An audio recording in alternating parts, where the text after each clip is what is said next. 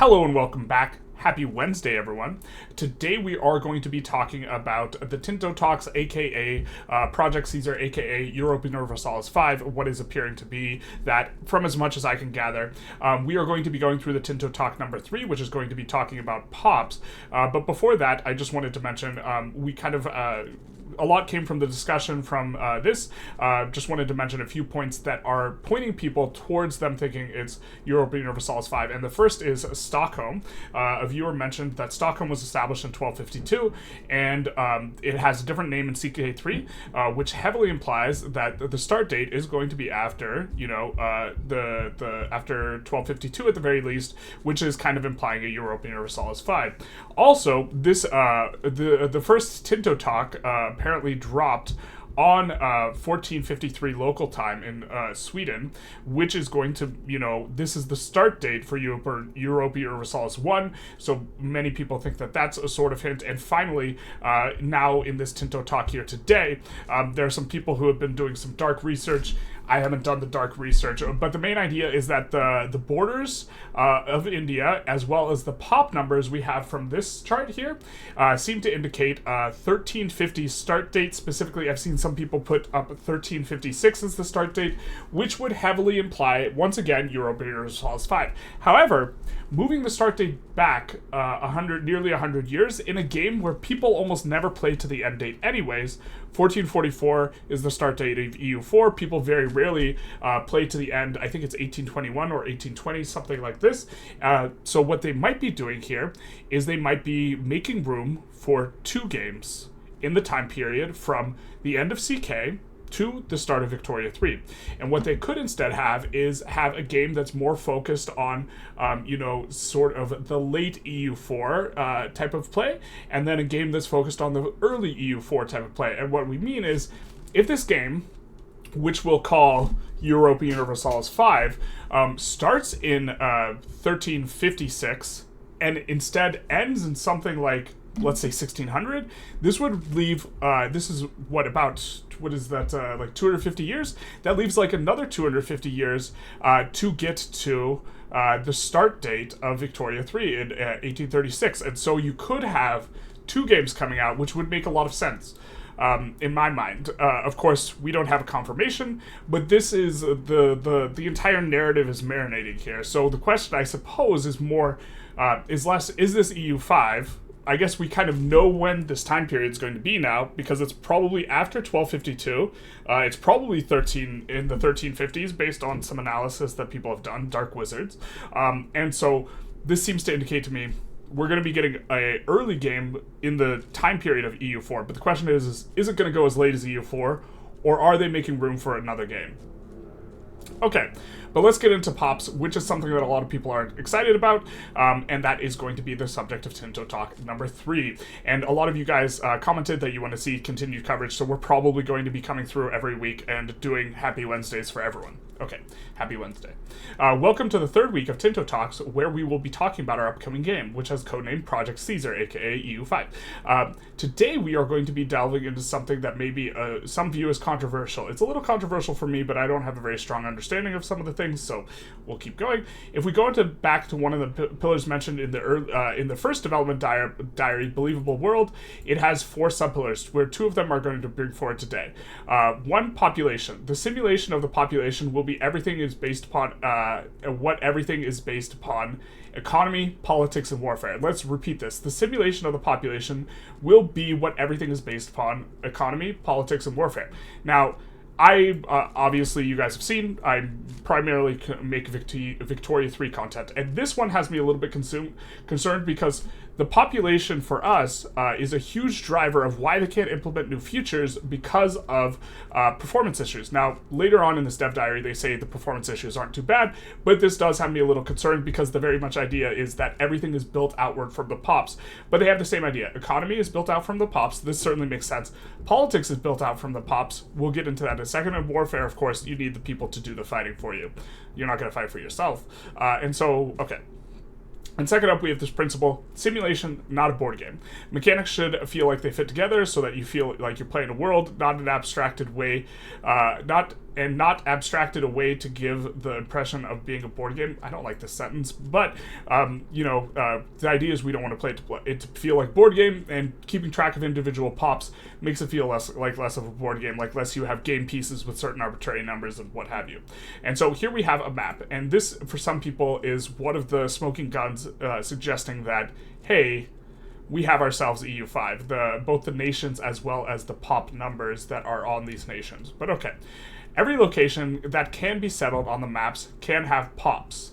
So we're kind of coming back to the word settled, but it does not seem to be an early eras game, or this seems to be very heavily not implied, because I don't think they would have a game where they're showing how many pops there are in a time that's not the start date. And, so we're not going to have an early era humanity thing, or this seems unlikely. Or that we refer to them as Project Caesar, people. Terrible. We're going to call them pops. Most of the locations we have people already in them at the start of the game. So this is kind of further, indicating that we are probably having, not a start date of 2000 BC, beyond everything else we've seen. Today we talk about how people are represented in our game and hint at a few things that they will impact in the game. So, all about people, or pops. A single unit of people in a single location can be any size from 1 to a billion. Perfect. This is kind of how it works in Victoria 3. I assume you never hit the billion, and instead it's just increasing the number of people doesn't decrease performance. Increasing the different types of pops is what does, as long as they share the same 3 attributes. And so every time you add a new attribute, you add a new calculation: culture, religion, and social class. This unit of people we refer to as a pop. And I think that the idea, or this unit of people, we tend to refer to as a pop. So this amalgamation of people having this particular characteristics, this is called a pop, but the people themselves are people, I guess. Culture, i.e. they are Catalan, Andalusi, Swedish, or something else being our favorite. Actually, I'm just saying that arbitrarily. I don't have anything wrong with specifically Catalan, Andalusi, or Swedish people. I think they chose this because their thing is in Spain, and their current headquarters is in Spain for this team, and then the main headquarters is in Swedish. Religion, i.e. Catholic, Lutheran, Sunni, etc., nothing new. Social class. In Project Caesar, we have 5 different social classes. And so Victoria 3, importantly, you have jobs that are separated by... So you have way more splintering in Victoria 3. This is important to note because you have jobs. And for each of those jobs, you have to be split by the type of building as well as the type of career. So if we have a tooling workshop, we have the capitalist as one entity, and the capitalist on each of those religion or culture is going to be split, but then there's also laborers in a particular building type, and you can have up to 20 buildings in a single place. And so I'm thinking that we're not going to see a ton of different buildings that start splintering these pops, and instead we're just going to see these 5 classes in each province. But let's continue. Nobles, these are the people who are at the top of the pyramid. There is going to be a pyramid, so we know we're starting after the age of Giza. Clergy, these are going to represent priests, monks, etc. By the way, that was a joke with the pyramid. Burghers, these come from the towns and cities of the country. Peasants, these are the bulk of the people. And slaves, only present in countries where it is legal.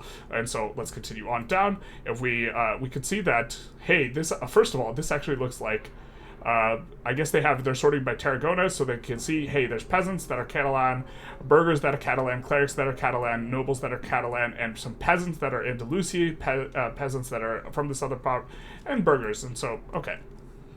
There are a few other statistics related to pop where we first have their literacy. Now, I don't see literacy in the UI here, but instead I see what the second thing they're going to talk about. But let's get through literacy, which impacts the technological advancement of the country they belong to. And so you're going to have an incentive of increasing literacy. Now, this is something we do in Victoria 3, and hopefully this has interesting play patterns where increasing literacy has some drawbacks, and it leads to some interesting things as well. And because I assume people are going to be more agitatory if they... agitatory, I don't think that's a word. They're going to agitate more if they have more literacy. And it also impacts the pop's understanding of their position in life. There's the smoking gun for the revolution. Another one is their current satisfaction, which if it becomes too low will cause problems for someone. I love how this has just like, I love this sentence. This has a nice little sense of dread. Someone's gonna pay. But you can see here, this looks to be satisfaction, and I'm assuming this is because of discrimination for various reasons. Because we have the Catalan, they look all happy, and then the non-Catalonians seem to not feel very happy. Satisfaction is currently affected by the country's religious tolerance of their religion and their cultural view of the primary culture, the status of the culture, the status of the culture, I assume, is going to be what percentage of your culture is nobles and this type of thing, general instability of the country, and redacted. Most importantly, redacted. And of course, specifically scripted circumstances, in addition to redacted. There are also indirect values and impacts from a pop on the military, economic, and political part of the game as well, which we will go into detail in further diaries later. More happy Wednesdays, more happy pops. That's us. Populations can grow or decline over time, similar to other cultures, convert to religions, or even migrate. Most importantly, though, here, and this is the one that is perhaps a little bit important to note, because if we get more and more different types of pops in Tarragona, that is going to hurt performance more and more as more splintering occurs. Okay. I have PTSD from Victoria 3, maybe. Okay. Most important, though, here, while population is the foundation of the game, and I think that it's important to emphasize, like, this, they're saying it's the foundation, they're saying that economy and everything is based on this, like this sentence up here, everything's based on economy, politics, warfare. The focus is going to be on this. It's the elimination of mana. We're going to be, pop focused. It is a system that is in the background, and you will only have indirect control over.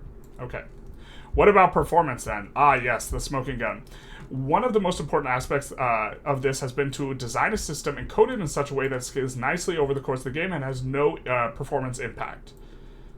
Of course, now that we've talked about how detailed our map is, currently with 27,518 with unique locations on the map, and with many of them having pops, you may get worried. I'm worried. Please, make me less worried. 14 years ago, we released a game called Victoria 3. I don't know why they didn't mention Victoria or Victoria 2. Or sorry, they mentioned Victoria 2, but they don't want to talk about Victoria 3. That seems curious. Okay, but that had 1/10 of the amount of locations. I guess 1/10, this makes it sound like they have more locations than if they talk about Victoria 3, which I think has probably more locations, but okay, maybe that's why. But we also had far more social classes, or pops, as we called them there. So the extra social classes and then more buildings. I suppose if you have 15 different types of buildings and each one of those buildings, has 5 different types of pops, then that's 75 different types of pops, and then they're splintered by religion and culture. And so here we just maybe are dodging, like, we have like 1/50th of the amount of splintering, even with more provinces or locations, as they're noted here. That game also had a deep political system where each pop cared about multiple issues and much more that we don't do here. All in a game that, for all practical purposes, was basically not multi-threaded in the game logic and was still running fast enough at release. Okay. Now we are building a game based on decades of experience, and so far the performance impact of having pops is not even noticeable. That's wild. It's not even noticeable. But okay. But I'm glad that they have this section, because this is. I feel skittish. I feel like a dog that's been kicked one too many times. Okay, and that's the dev diary. And so, okay, this is they just end off with that. Oh wait, next Wednesday, I think we will talk about how governments work a bit. But here's a screenshot that some of you might like, and we have a nice looking cultures, religion, and class. Mainly class. And so this is big nice. Very excited about this, and this people being able to do the dark wizardry, dark math. You can YouTube it if you want to see the nature of the confirmation, this type of thing. We were kind of looking over it. Someone told us it was 1350. I think there are some videos out there saying it's in the 1350s. But this is the speculation now is sort of shifting. Is if you're starting at 1350, are we going to see two games, are we going to see the 5 centuries between, CK and Victoria 3? Are we going to see these split into 2 games, or is this going to be one mega long game? And that'll be interesting. If you have opinions on which you would prefer or which you think it is, feel free to put it in the comments. This one will be interesting. And let's actually just take a quick look at the map. Someone said that the map, some of the map logic implied that it wasn't starting, that was going to be a medieval start, but I didn't. They said because the map didn't go as high or as low, but I don't know what they mean by that exactly. So I guess we'll skip over that for now. Anyways, I hope you enjoyed. Excited for next week, next Happy Wednesday. If you did, please feel free to like, comment, subscribe, do the YouTube algorithm thing. And other than that, have a good one. Bye-bye now.